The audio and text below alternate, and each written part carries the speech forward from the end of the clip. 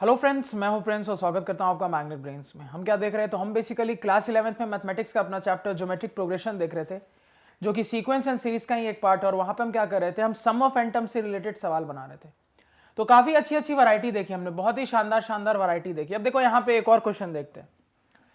Question क्या कह रहा है कि ये एक देखो बहुत ही शानदार क्वेश्चन होने वाला है। थोड़ा सा अंडरस्टैंडिंग लेवल अच्छा है इस क्वेश्चन का। इस क्वेश्चन में जो कंसेप्ट्स यूज हो रहे हैं बहुत ही इंपॉर्टेंट है और बहुत ही प्यारे हैं, तो बहुत ही अच्छे से ध्यान देंगे, क्योंकि ये कंसेप्ट आपका यहां तो यूज होगा ही, और इस टाइप के जितने भी प्रॉब्लम्स आपको इनकाउंटर होंगे वहां पे आपको इस चीज का ध्यान रखना है जो आप यहां पे सीखोगे।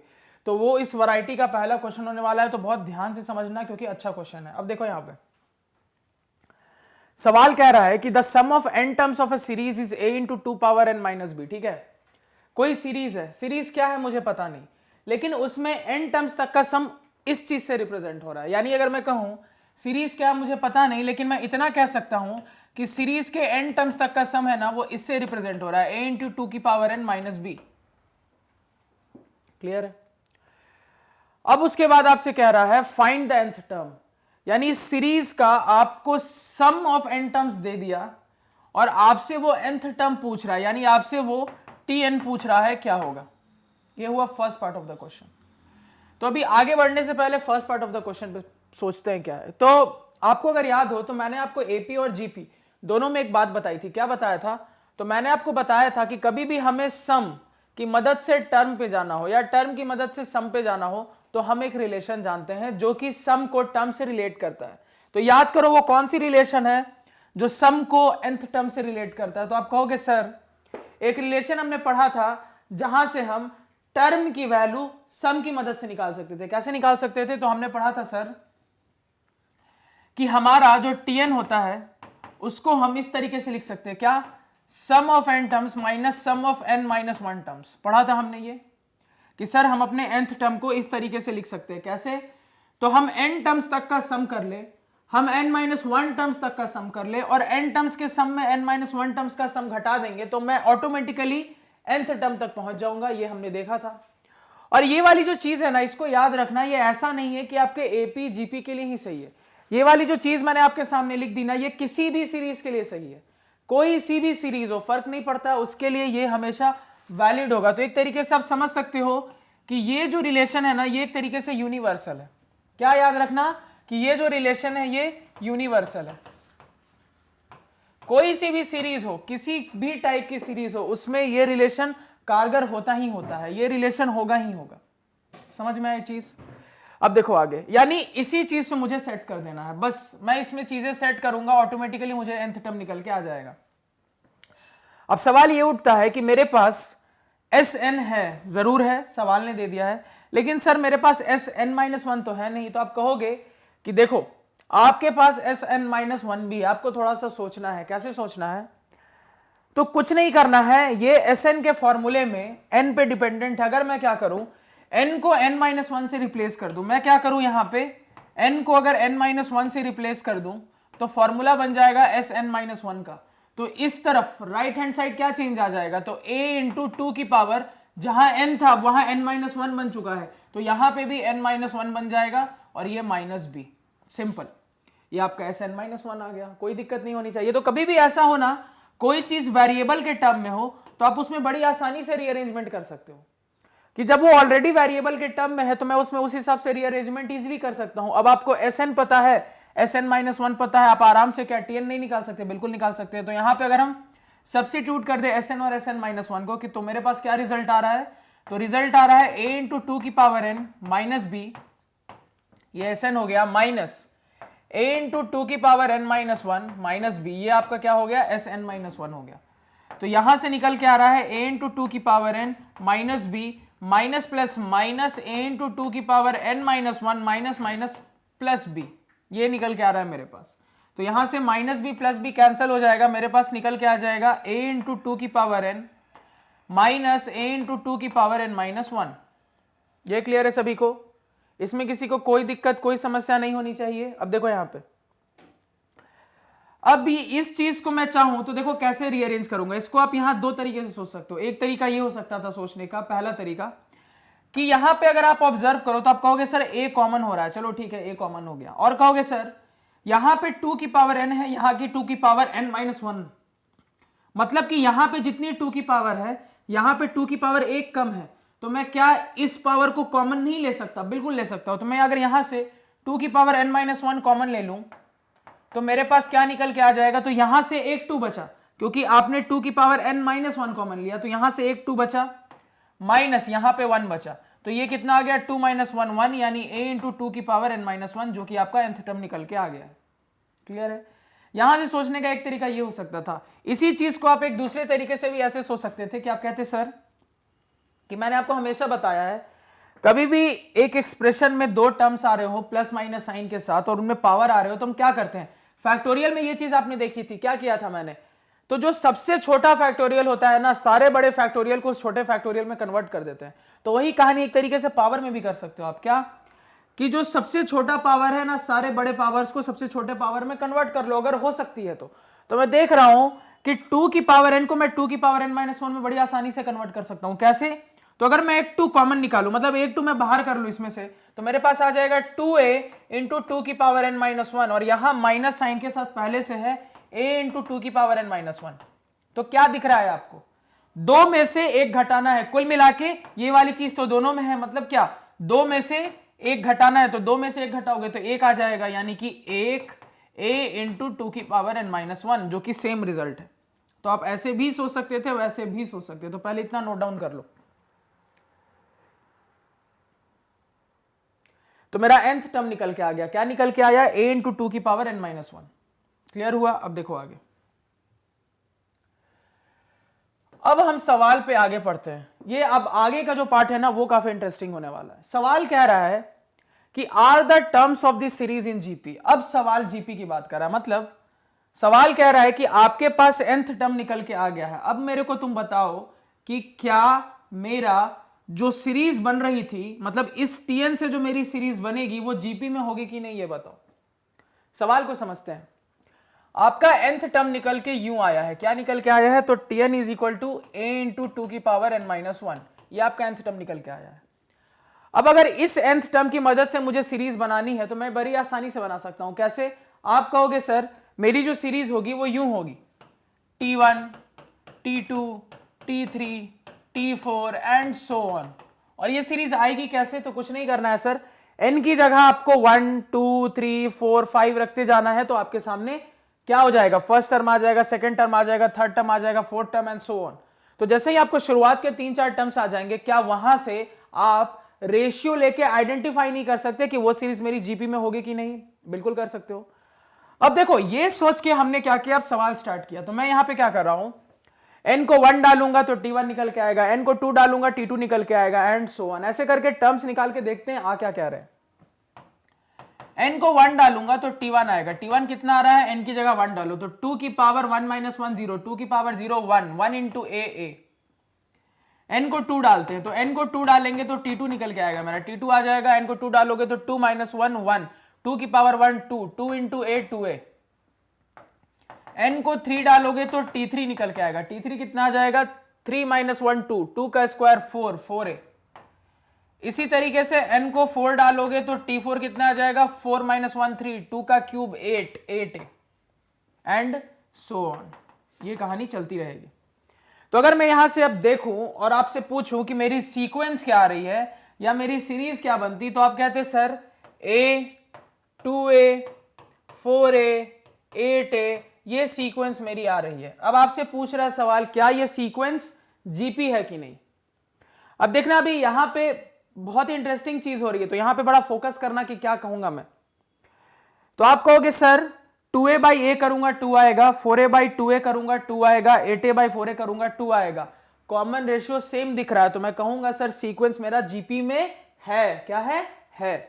अब जैसे ही बोलोगे कि मेरा सीक्वेंस जीपी में है, वहीं पे आप हो जाओगे गलत। आप पूछोगे सर सब तो सही चल रहा था, गलत क्यों बोल रहे हैं आप? अब इसी बात पे डिस्कस करना है। यही यहां पे सबसे इंटरेस्टिंग बात है कि क्यों हम यहां पे ऐसा क्या किया मैंने यहां पे जो हम गलत हुए हैं, इसी गलती को हमें एनालाइज करना है यहां पे। तो पहले जिस तरीके से मैंने ये लिख के काट दिया है ना, वैसे आप नोट डाउन करके इसको काटो। अब देखो यहां पे कि क्या गलती हुई हमसे। अब जो जो कहूंगा हर एक बात पे बहुत ही बारीकी से ध्यान देना। अगर मैं आपसे पूछूं, क्या पूछूं कि ये जो Tn का फॉर्मूला है, ठीक है, इसमें तुम n क्या क्या रख सकते हो, तो आप नॉर्मली यही जवाब दोगे, सर ऑब्वियस सी बात है, n1 रखूंगा फर्स्ट टर्म, 2 रखूंगा second term and so on. लेकिन अगर मैं आपसे कहूं कि इस Tn के फॉर्मूले से आप जो भी टर्म्स निकालोगे वो हमेशा आप T2 से निकाल सकते हो। आप T2 निकाल सकते हो इस फॉर्मूले से, T3 निकाल सकते हो, T4 निकाल सकते हो एंड सो ऑन। लेकिन आप इस फॉर्मूले से कभी भी T1 नहीं निकाल सकते, ये मैं आपसे कह रहा हूं। अब इस पे आपको सोचना है क्यों, तो वीडियो को पॉज करें और 30 सेकंड से 1 मिनट सोचे कि क्यों मैं इस Tn के फॉर्मूले से फर्स्ट टर्म नहीं निकाल सकता। यानी ये जानते हुए भी कि मैं इसमें बड़े आराम से 1 पुट करके वैल्यू निकाल पा रहा हूं, आप कहना चाह रहे हैं कि सर ये फॉर्मूला मुझे फर्स्ट टर्म कभी नहीं देगा, क्यों नहीं देगा ये मुझे जानना है। तो वीडियो पॉज करके सोचे। अब देखो मेरा यहां पे बात, यानी कि हमने जो यहां पे फर्स्ट टर्म निकाला है ना n इज इक्वल टू 1 पे, इस फॉर्मूले की मदद से, वो गलत है। तो अगर ये फर्स्ट टर्म गलत है तो इस सीक्वेंस में भी ये फर्स्ट टर्म a नहीं होना चाहिए। अब सवाल उठता है कि क्यों ये गलत है, क्यों ये फर्स्ट टर्म नहीं है, उसको अब यहां पे समझो। अब इस फॉर्मूले पे आ जाओ ओरिजिनली, ठीक है। अब मैं यहां पे अगर आपको कहूं, जो कहूंगा बड़ा ध्यान से सुनना, कि एक सीरीज चल रही है, ठीक है, एक सीरीज चल रही है, चलो एक सीरीज लिख लेता हूं, कुछ भी सीरीज चल रही है, मान लो s is equal to 1 plus 2 plus 4 plus 8, इस तरीके से एक सीरीज चल रही है, ठीक है। s इज इक्वल टू एक सीरीज चल रही है। अगर मैं आपसे कहूं कि तुम T1 बताओ मुझे, तो तुम क्या बताओगे? तो मैंने आपको ये चीज सिखाई थी क्या, एक सीरीज में अगर मैं आपसे पूछूं S1 बताओ क्या है, मतलब सीरीज में क्या करना है आपको, एक टर्म का सम लेना है। तो पूरे सीरीज के एक टर्म का सम का क्या मतलब है, ये वाला टर्म। तो एक टर्म का सम का मतलब क्या निकलता है, पहला टर्म। बात आ रही है समझ में? देखो जो कह रहा हूं उसको फिर से सोचो। मैं आपको कह रहा हूं अगर आपके सामने एक सीरीज है 1 plus 2 plus 4 plus 8 and so on, मैं आपको कह रहा हूं S3 बताओ, तो S3 का क्या मतलब है, शुरुआत के 3 टर्म तक का सम, यानी कि 1 प्लस 2 प्लस 4। मैं आपसे कहूं S2 बताओ, तो आप क्या कहोगे, सर शुरुआत के 2 टर्म तक का सम, यानी कि 1 प्लस 2। मैं आपसे कहूं S1 बताओ, मतलब शुरुआत के एक टर्म का सम, तो शुरुआत के एक टर्म का सम एक्चुअली है क्या, मेरे सीरीज का पहला ही टर्म है, यानी कि S1 और कुछ नहीं T1 है। यह समझ में आया सभी को, S1 और कुछ नहीं T1 है। यानी कि फर्स्ट टर्म निकालने के लिए मुझे ज्यादा कुछ करना नहीं था, बस इस Sn के फॉर्मूले में n को 1 डाल देता तो मुझे फर्स्ट टर्म निकल के आ जाता। अब जरा देखो फर्स्ट टर्म कितना आ रहा है, पहले ये ऑब्जर्व करो यहां से। तो अगर इस Sn के फॉर्मूले की मदद से मैं फर्स्ट टर्म निकालना चाहूं, तो मेरा फर्स्ट टर्म देखो क्या आ रहा है, मेरा फर्स्ट टर्म आ रहा है S1 is equal to a into 2 की पावर 1 माइनस b, यानी कि 2a माइनस b, और ये S1 और कुछ नहीं, मेरा फर्स्ट टर्म T1 है। तो एक्चुअली यहां से जब हम Tn से देख रहे थे तो मेरा फर्स्ट टर्म a आ रहा था, लेकिन फर्स्ट टर्म a नहीं है, 2a माइनस b है। मतलब ये सीक्वेंस ये नहीं बनेगा, ये क्या बनेगा, ये सीक्वेंस बनना चाहिए 2a माइनस b, उसके बाद आपका 2a, सेकेंड टर्म से देखो, सेकेंड टर्म से चीजें सही है, उसमें कोई दिक्कत नहीं है, गड़बड़ सिर्फ फर्स्ट टर्म की है, वो भी हम अभी समझ रहे हैं क्यों गड़बड़ हो रही है। 2a है, 4a है, 8a है एंड सो ऑन, ठीक है। ये मेरी सीरीज बन रही है। अब इस सीरीज को देख के क्लियरली पता लग रहा है, क्या पता लग रहा है, कि अब मैं किसी भी कंसेक्यूटिव टर्म का रेशियो ले रहा हूं तो अब ये जीपी नहीं बन पा रहा। क्यों, देख लो आप, 2a divided by 2a minus b, ठीक है, 4a डिवाइडेड बाय 2a तो 2 आ रहा है, ये दोनों सेम नहीं आ रहे हैं, तो कॉमन रेशियो सेम नहीं आया, तो सीक्वेंस जीपी में होगा नहीं होगा। तो आपका आंसर होना चाहिए यहां पे कि मेरा सीक्वेंस जीपी नहीं है। हां, लेकिन ब्रैकेट में आप एक और बात लिख सकते हो, क्या, अगर मैं सेकेंड टर्म से कंसीडर करूंगा तो जीपी होगा। सेकेंड टर्म से देखो जीपी हो रहा है, तो ये चीज आप ब्रैकेट में मेंशन कर सकते हो कि अगर मैं सेकेंड टर्म से कंसीडर करूंगा तो जीपी होगा। ये क्लियर हुआ? अब देखो, अब क्यों प्रॉब्लम अराइज हुई, क्यों ऐसा हो रहा है कि ये Tn से जो फर्स्ट टर्म आ रहा है वो, और इस S1 से जो फर्स्ट टर्म आ रहा है वो सेम नहीं आया, अलग अलग आ गया। और आप सर क्यों बोल रहे हैं कि ये वाला फर्स्ट टर्म लिखना ज्यादा सही है और ये वाला यहां से जो फर्स्ट टर्म आ रहा है वो गलत है? क्यों ये formula n is equal to 1 के लिए आंसर नहीं दे पाएगा? ये यहां पे मेरा सवाल है। क्या सवाल है कि क्यों ये Tn का जो फॉर्मूला हमने निकाला है ये n इज इक्वल टू 1 यानी कि T1 नहीं दे पाएगा। ये फॉर्मूला तभी सही है जब आप n 2 या 2 से बढ़ा लो। आप n इज इक्वल टू 1 नहीं ले सकते इस फॉर्मूले में। क्यों नहीं ले सकते, ये सवाल उठता है। अब देखो यहां पे, अब इस चीज को समझते हैं हम। कहां से समझेंगे, देखो यहां से समझेंगे। अब ध्यान से देखना क्या मैं कह रहा हूं, इस चीज को मैं रब कर देता हूं। अब देखो मेरी बात को समझो। यहां पे अगर मैं कहूं n को 1 पुट करो, तो अगर आप यहां पे n को 1 पुट करोगे तो देखो क्या होगा, t1 निकल के आएगा। t1 is equal to s, n की जगह 1, s1 minus s1 minus 1 s0। अब मेरी बात को थोड़ा समझना। अभी मैंने जस्ट आपको बताया कि s1 और कुछ नहीं, आपका फर्स्ट टर्म t1 ही होता है। ये सोच पा रहे थे सभी? लेकिन इस रिलेशन के हिसाब से तो मुझे ये समझ में आ रहा है क्या, कि मेरा फर्स्ट टर्म क्या है, फर्स्ट टर्म तक का सम, s1 का क्या मतलब है, फर्स्ट टर्म तक का सम माइनस जीरो टर्म तक का सम। s0 का क्या मतलब है, जीरो टर्म तक का सम। आ रही है बात समझ में? अब यहां पे थोड़ा अंडरस्टैंडिंग अपना डेवलप करो और सोचो जो मैं कह रहा हूं। मैं आपको कह रहा हूं कि किसी सीरीज के जीरो टर्म तक का सम लेना, इसका क्या मतलब है, मतलब कि उस सीरीज के किसी भी टर्म को आपको नहीं लेना है। मैं आपको कहूं सीरीज के एक टर्म का सम लेना, मतलब एक टर्म लेना है, पहला टर्म लेना है। मैं आपको कहूं सीरीज के जीरो टर्म तक का सम लेना, मतलब क्या, सीरीज के किसी भी टर्म का सम नहीं लेना है। यानी कि आपको सीरीज के किसी भी टर्म का सम लेना ही नहीं है, तो आप उसका आउटपुट ही नहीं बता सकते, आप उसका आउटपुट ही नहीं बता सकते। S0 क्या बताओगे, S0 एक तरीके से कोई एग्जिस्टिंग क्वांटिटी ही नहीं हुई। सोचने वाली बात है। इसका मतलब निकलता है कि मैं एक सीरीज के जीरो टर्म का सम ले रहा हूं, मतलब मैं उस सीरीज के किसी भी टर्म का सम ले ही नहीं रहा। तो उस सीरीज के आप किसी भी टर्म का सम नहीं ले रहे, तो आप इसके बारे में बात ही नहीं कर सकते कि S0 है क्या, पता ही नहीं क्या है, क्योंकि उस सीरीज के किसी भी टर्म का सम तो नहीं है उसमें, इतना पक्का है। उस सीरीज के किसी भी टर्म का सम नहीं है उसमें, मतलब S0 मतलब एक तरह का कोई एग्जिस्टिंग क्वांटिटी है ही नहीं। मैं क्या कह रहा हूं, S0 एक तरीके से कोई एग्जिस्टिंग क्वांटिटी ही नहीं है, एक वेल डिफाइंड क्वांटिटी ही नहीं है यहां पे। यानी S0 की कोई एज सच वैल्यू नहीं आनी चाहिए, ये यहां पे इंपॉर्टेंट बात है समझना। लेकिन आप इस फॉर्मूले में अगर n को 1 रखोगे तो आपको S0 भी निकल के आ जाएगा। क्या निकल के आ रहा है, थोड़ा देखो। 2 की पावर यहां पे n को 1 रखोगे तो 1 माइनस 1 कितना हो जाएगा, 0। तो 2 की पावर 0 हो गया 1, 1 इंटू ए हो गया ए माइनस बी। यानी यहां से एक्चुअली में S0 a माइनस बी निकल के आ रहा है।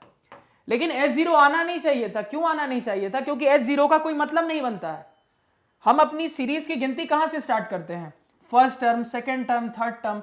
तो कोई भी बात होगी तो first term, second term, third term से ही होगी। यानी मिनिमम तो फर्स्ट टर्म से ही स्टार्ट होगा। जीरो टर्म बोलने का कोई मतलब ही नहीं निकलता है। तो जीरो टर्म की वैल्यू एग्जिस्ट नहीं करती है एक तरीके से। तो S0 की वैल्यू नहीं आनी चाहिए थी। यानी कि आपने जो ये Sn का फॉर्मूला लिखा है, ये Sn का फॉर्मूला से याद रखना, कहीं पे भी सम ऑफ टर्म्स में Sn का फॉर्मूला है तो वो फॉर्मूला वैलिड कब होता है, वो वैलिड तभी होगा जब आप n को कम से कम क्या लो, 1 लो। मैं Sn की बात कर रहा हूं अभी। ये फॉर्मूला कब वैलिड होगा, जब n एटलीस्ट 1 हो। मतलब आप S1 से पीछे नहीं जा सकते। आप ऐसा नहीं बोल सकते कि S माइनस 1 की वैल्यू बताओ। नेगेटिव में एक टर्म की वैल्यू का क्या मतलब होता है, कोई मतलब ही नहीं है, कोई मीनिंग ही नहीं है। उसी तरीके से आप जीरो टर्म की वैल्यू बताओ, बोल नहीं सकते, कोई मीनिंग ही नहीं निकलता इस चीज का। तो बस इसी पॉइंट को ध्यान में रखते हुए मैं ये भी बोल सकता हूं कि Sn माइनस 1 में n कभी भी 1 नहीं हो सकता। क्यों नहीं हो सकता, क्योंकि 1 का मतलब है ये S0 हो जाएगा, और S0 का कोई सिग्निफिकेंस ही नहीं है, कोई मतलब ही नहीं है, कोई वैल्यू ही नहीं है।